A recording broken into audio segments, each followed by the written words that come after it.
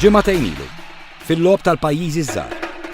L-atleti Maltin jiksbu l-aħjar riżultat li qatt tinkiseb barra l-pajjiż.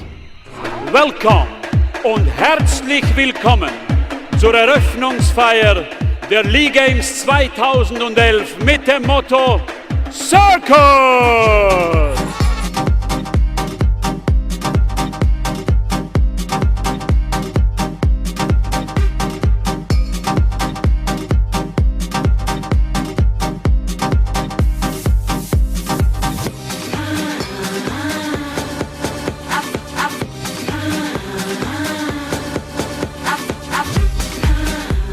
Kollox, l-atleti Maltin rebħu 8 medalji tad-deheb, 12 tal-fidda u 9 medalji tal-bronz.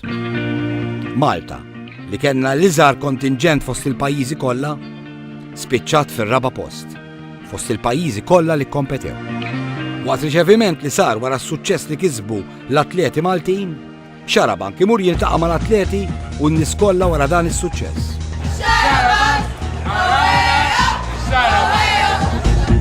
Dawn plejers tal-squash. Fl-squash waħdu Malta ġabet 4 medalji tad-deheb.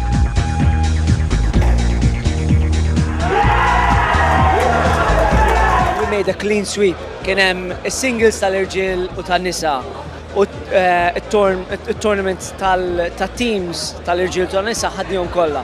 Għandi 1 gold on the four occasions. Jiġifieri it was a lot of emotions and I think everyone was proud to get the result that we did.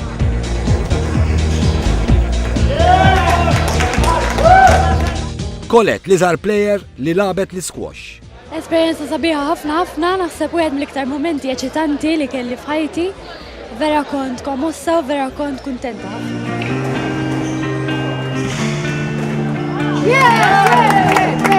U sħaba ifizduha mhux ħażin. Dik hija l-baby tagħna. Dik hija l-futur tal-squash Malti. L-unika waħda li nistgħu naraw mill-era tagħna nistgħu naraw li ħadd tagħmel suċċess internazzjonali. Allura il-baby tagħna.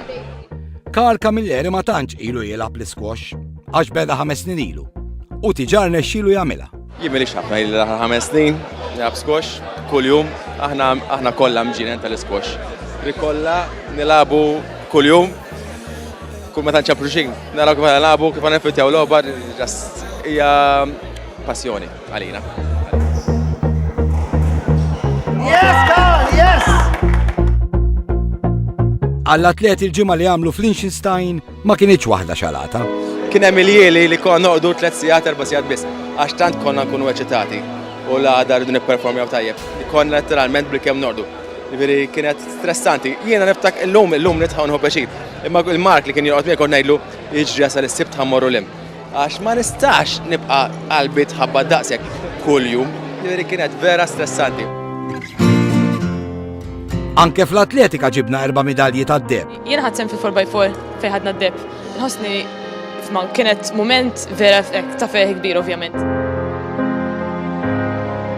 Sallum għadni ma nistax nemmen li akkwistaj dawk il-medalji hija ħolma lija. Qabel ma tlajt ma stennejx żgura kisa sajfilu konsenija f'ġifieri u li. Bis-serjetà? Għax kont injured u ħsibt li mhux ħanfiq minnha.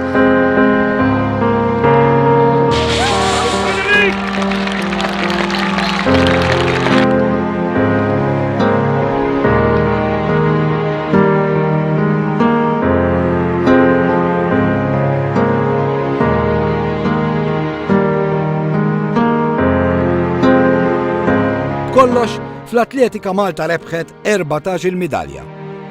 Din Alessandra Paċ. Rebħet medalja tal-fidda fit-triple jump. Alessandra damet biex iddeċidiet għandix tibda tipprattika l-atletika jew le. Kon nagħmel basketball, kon nagħmel tennis, kon nagħmel minn kollox. Mbagħad darba minnhom jien kont imur mixed school meta kont żgħira. U kont għamilt il-flat race u kont għaddejthom is-subbien. U teacher tal-isports kienet għandli għax ma tipprovax tipo l-athletics. U kont bdejt u bażikament qatt ma waqaft. Għax propjament Alessandra ballerina xtaqet issir. Jiena dejjem hekk xtaqt inkun ballerina hekk deep down inside, imma l-mami dejjem qalt li ma kontx graceful biżejjed. Issa ma nafx ġifieri. U laqgħet insemmu s-suċċessi ma nistgħux ma nsemmux lil William Ketkuti. William għadu kif rebaħ it-tazza tad-dinja fl-isparar double trap.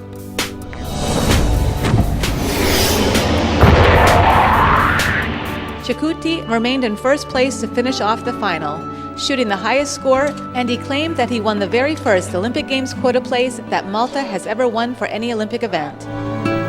U tiġa kwalifika biex fawissu tas-sena d-dieħla jieħu sehem fl-Olimpjadi li se jsiru f'Londra. Issa ovvjament nżid fit-training għall-Olimpjadi u għandi diversi kompetizzjonijiet qabel l-Olimpjadi. Min jaf, forsi fl-aħħar tasal l-ewwel midalja fl-Olimpjadi. Din Joanna. Tafu xi sport tagħmel? Il-judo. Ħafna nies jgħidu li il-judo huwa assubin biss, mhux veru. Il-judo itik ħafna saħħa, itik ħafna power, itik ħafna disciplina fik innifsek u jtik ħafna wkoll hemm rispett kbir.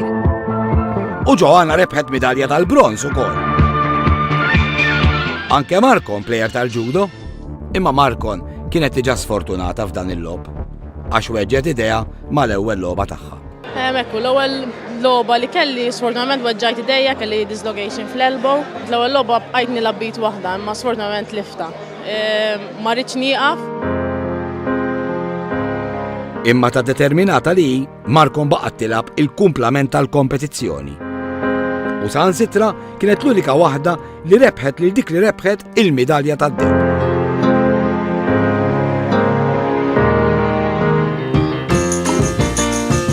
Kif jgħid il-Malti, xejn ma jiġi b'xejn. L-awwiema jitrenjaw 10 darbit fil-ġimgħa. Umu kmieni fis-6 ta' filgħodu, qabel l-università jew qabel ix-xogħol, mis-6 sa 8 u mbagħad nerġgħu flaxija mill-4 sa 6. Darbtej kuljum filgħodu fil-għaxija, 10 sessions fl-ilma, fil-pool u 4 gym.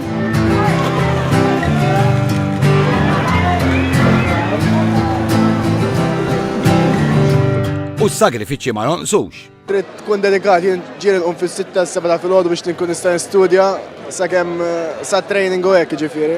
Kal jimmissja ħafna lit-tifel tiegħu. Tifel immissja ħafna sfortunatament il-training huwa bħal wara x-xogħol. Ħafna drabi mmur insibu jorqod, vera tiġanqal. Għadu żgħir mela. Għadu żgħir. Kważi l-atleti kollha kienu emozjonati x'kien telgħu jirċievu l-midalji. Meta rbaħna ovvjament kienet ħaġa vera kbira lina u fil-fatt bkejna flimkien wara relay ġifieri. Speċjalment x'inraw il-bandiera ta' Malta fuq quddiem u fl-isfond jisimgħu l-innu Malti.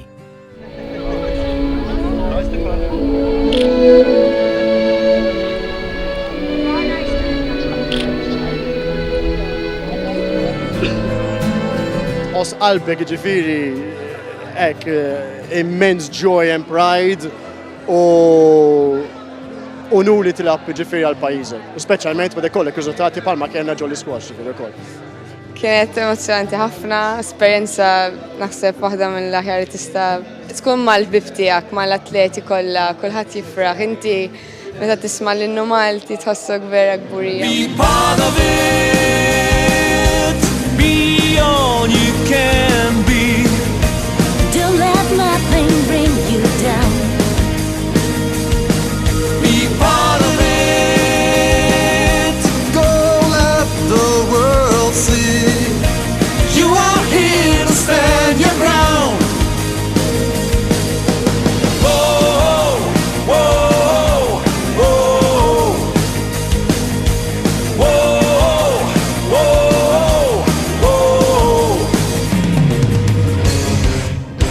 The times are a change.